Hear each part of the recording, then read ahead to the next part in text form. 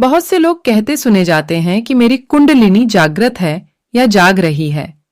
स्वात्माराम योगी के अनुसार योग साधना में लगे 10 में से 8 लोगों को लगता है कि उनकी कुंडलिनी जाग रही है। लेकिन क्या यह सच है? इस विषय में की गई खोज जो यह बताती है कि ज्यादातर दावे खोखले ही हैं, लेकिन वे गलत भी नहीं हैं।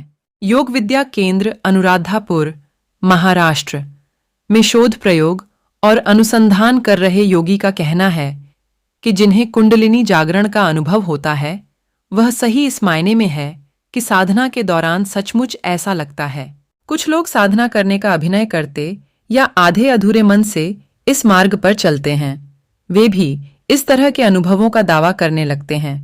लेकिन कई साधकों को अनुभूति होती है, पर वह प्रतीति मायावी ही होती है।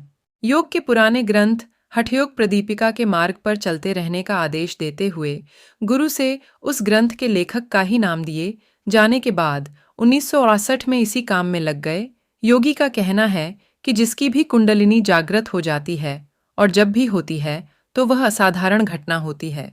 एक दायरे में साधना कर रहे योगियों को पता चल जाता है कि किसी की कुंडलिनी जागृत हुई है।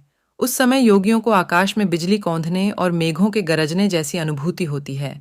अनुभूति के दायरे का विस्तार इस बात पर निर्भर है कि वहां का क्षेत्र कितना बड़ा है, यानी कितने साधक साधना का अभ्यास कर रहे हैं।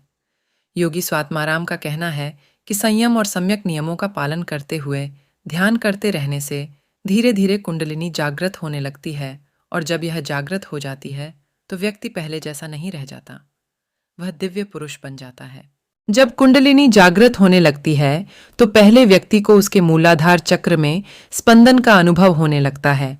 फिर वह कुंडलिनी तेजी से ऊपर उठती है और किसी एक चक्र पर जाकर रुकती है। उसके बाद फिर ऊपर उठने लग जाती है।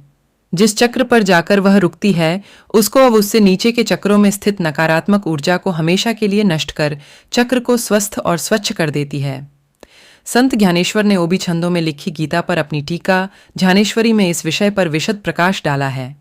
उन लक्षणों को आधिकारिक प्रमाण बताते हुए स्वात्माराम योगी ने कहा है कि अपने आसपास जब भी कोई कुंडलिनी जागने का दावा करता या आश्वासन देता दिखाई दे तो यकायक मान नहीं लेना चाहिए।